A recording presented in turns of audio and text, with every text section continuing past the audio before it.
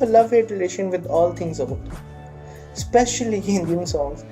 At one hand, I love even the things I used to hate and succumb to nostalgia and turn that shit on. And as soon as I turn it on, I remember why I used to hate that shit at the first place. I guess it boils down to longing for carefree days, and those old songs, movies bring back a faded memory, something you could just grasp, but it vanishes just before you can touch. Like the memory of the taste of your mother's aloo gosht and roti. It's there but just out of reach.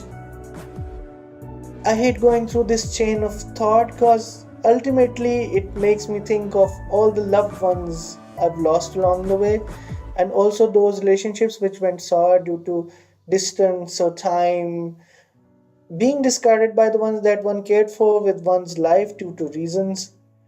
We all have our reasons, but it pains me to think about those who I love dearly in my life and know in hindsight that I didn't have the same place in their lives as they did in mine. I was just someone they could dump all their emotional baggage on, and once that need was met, they simply moved on. But I didn't. Sometimes I marvel at my own naivety. Do I want that time all over again? No, not after I know what I know, not after what I have learned, and that is, people are selfish. That includes myself. It pains me to realize that I have become so pessimistic. I wasn't like this. I was this naive little kid who believed everything that anyone said, who believed in absolutes like loyalty, friendship, or kinship, who thought that surely those very close to you could never change. It pains me to think about how many times this trust was broken.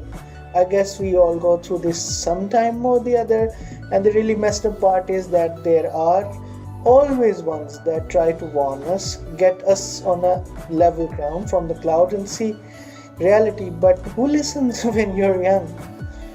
And this is why I bury myself in stuff that may seem childish and trivial to most, but all things childish are at least pure, and at least clouds have no silver lining.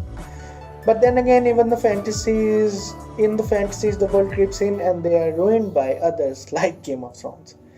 We say we don't care about validation from others, but if there is no validation or acknowledgement, or at least knowing that we are not alone in this and there are others who have gone through something similar and still carry on.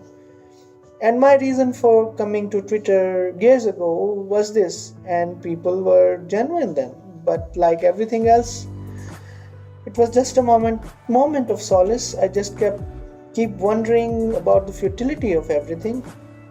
Nothing really matters now and nothing really changes, and this is how it will go on. And I'm tired of this. I wrote this for a thread on Twitter. People read this or not, I don't know. People would watch it, I don't know. And I just want to vent out and say what's on my mind. And what I've realized that people don't read anymore. People don't read anything anymore, and the only way to get yourself across is through video and blogging. So this is my first try.